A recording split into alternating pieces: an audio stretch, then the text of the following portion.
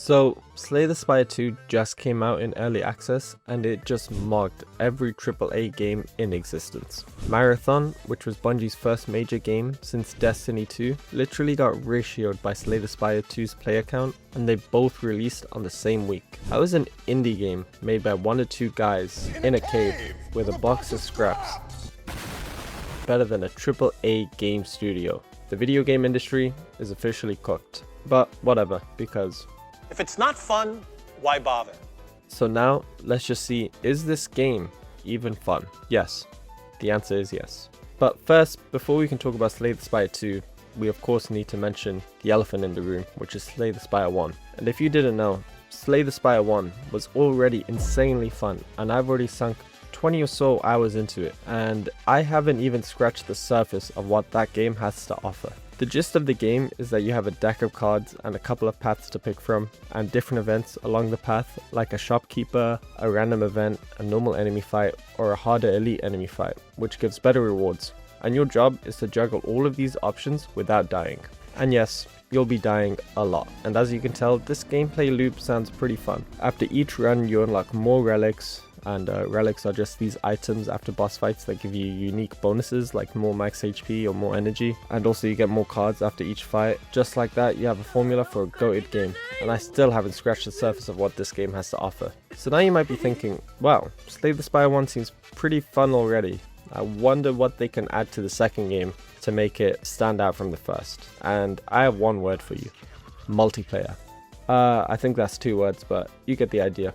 Just by introducing multiplayer, it makes the game 100 times more replayable and more fun. Because guess what? Now you're not just a lonely guy staring at his PC screen at 4 AM, wondering what cards can help his poison shiv run. Now, you have your chud best friend by your side screaming racial slurs at you to hurry up to go to the next encounter before you guys immediately get one-shot by the elite, because you guys didn't want to rest at the campsite for some reason. Now, there's another elephant in the room from adding multiplayer, and that question is, how do you balance a deck builder roguelike game that is simultaneously single player and multiplayer up to 4 players?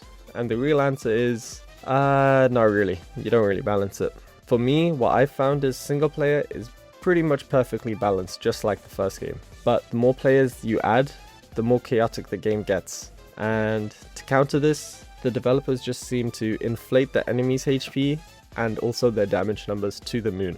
And on paper this seems like an easy fix, but trust me, when there's 4 of you playing at once, the game just becomes cookie clicker, because you guys are just clicking on any card becomes viable. Tap it on the enemy, bam, you win. But the sweet spot I found is just running the game in 2-player co-op, because that way the enemy HP isn't that inflated, and it's still somewhat balanced because there's only 2 of you instead of 4. So it's not like you're running 4 vulnerables at one time, or 4 weaknesses. Like, the enemy still has a pretty good chance. And yeah, who knew that 2 players would be better balanced than 4 players in what was originally a single player game.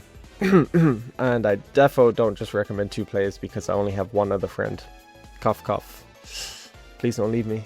Also, keep in mind, everything I've said so far is subject to change because this game is in early access. So yeah, this game isn't even close to version 1.0.